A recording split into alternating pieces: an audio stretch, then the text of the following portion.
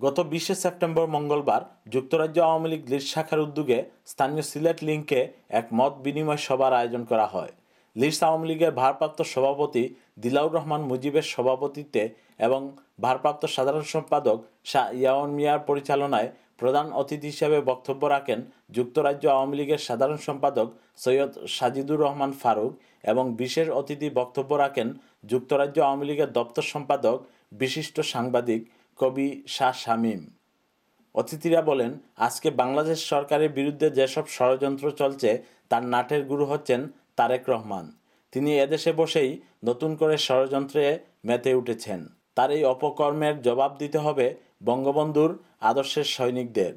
বক্তারা আরও বলেন, মানবতা বিরোধী যুদ্ধ অপরাধী বিএনপি জামাতের দূষররা আওয়ামী লীগকে ধ্বংস করার জন্য এবং বর্তমান সরকারের সফলতাকে বাধাগ্রস্ত করার জন্য উঠে পড়ে লেগেছে।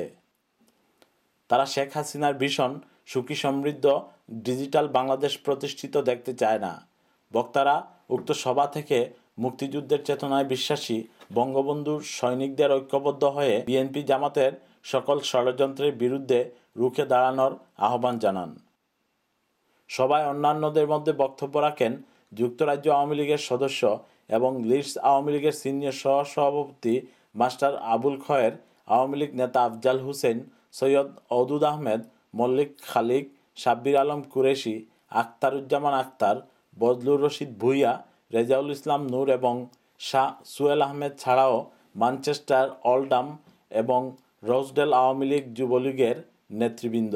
অনুষ্ঠান শেষে আগত অতিথিরা চ্যানেল আইকে দেওয়া সাক্ষাৎকারে বলেন, ঢাকা শহরে আবার নতুন করে বিএনপি জামাত এবং জঙ্গিবাদের যে গ্রেনেড হামলা তার প্রতিবাদে ওল্ডহাম এবং লিডসে আমরা দুটি পৃথক সমাবেশ করি এবং সেই সমাবেশের মাধ্যমে আমরা বাংলাদেশের বিগত সরকারের বিএনপি জামাত জঙ্গিবাদী সরকারের অবস্থা তুলে ধরি এবং আমাদের বর্তমান মহাজোটের প্রধানমন্ত্রী বাংলাদেশ আওয়ামী লীগের সভানেত্রী জননেত্রী শেখ হাসিনার ডিজিটাল বাংলাদেশ এবং ডিজিটাল বাংলাদেশ গঠনের লক্ষ্যে গত 2.5 বছরের যে সফলতা সেই সফলতাগুলো আমরা ওল্ডহাম এবং লিডসের সভায় জনসম্মুখে তুলে ধরি। আমরা বাংলাদেশ আওয়ামী লীগ এবং বাংলাদেশ বিরোধী যে ষড়যন্ত্র দেশে বিদেশে চলছে তার বিরুদ্ধে আওয়ামী লীগের নেতাকর্মীদের সোচ্চার হওয়ার আহ্বান জানিয়েছি। বিশেষ করে জননেত্রী শেখ হাসিনার বিরুদ্ধে যে 22 বার বোমা হামলা হয়েছে, সেই প্রতিটি বোমা হামলার সাথে জড়িত জামাত, বিএনপি, জোট সরকার এবং তাদের পৃষ্ঠপোষকতা করে ওঠা জঙ্গিবাদীরা।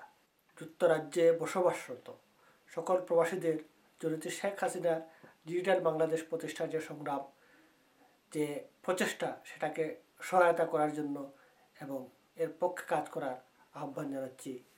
লিডস থেকে Mohammad Zakaria, channel I news.